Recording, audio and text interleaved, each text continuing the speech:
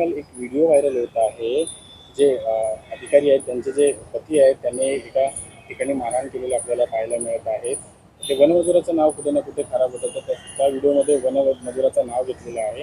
तर वनमजूर आहेत त्यांचं जे आपण प्रतिनिधित्व करता म्हणून आपल्याला प्रश्न विचारतो, काय म्हणाल आपली प्रतिक्रिया काय?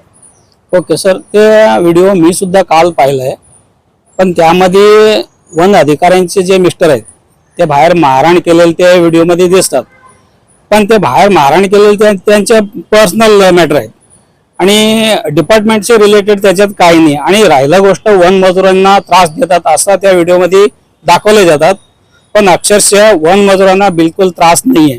आणि दुसरी गोष्ट कसं आहे, वन मजुरांचे मी इथला कार्यकर्ता आहे, वन मजुरांना काय समस्या असल्या की ते वन मजूर माझ्याकडे येऊन सांगतात।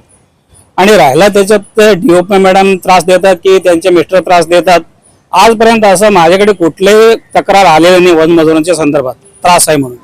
त्यांना कुठे ना कुठे बदनाम करण्याचा हे प्रयत्न असा आपल्याला नक्की सर, त्या डीओपी मॅडमना कुठल्या तरी कोणतरी व्यक्ती आहे ते त्यांना बदनाम करायचे प्रयत्न करतात, हे फार चुकीचे आहे। आणि न्यूजवाल्यांना मी विनंती करतो, तुम्ही न्यूज देताना तुम्ही शहानिशी करा, ते खरं आहे की खोटं आहेत। वच कुठल्या तरी एक अधिकाऱ्यांचे नाव खराब होईल आणि ते मोठे अधिकारी आहेत त्यांचे वच कुठलं काय नाही कारणास्तव तुम्ही नाव बदनाम करू नका। आणि राहिलं वन मजुरांचे, बिलकुल त्यांच्यामुळे आम्हाला वन मजुरांना काही त्रास झालेला नाही।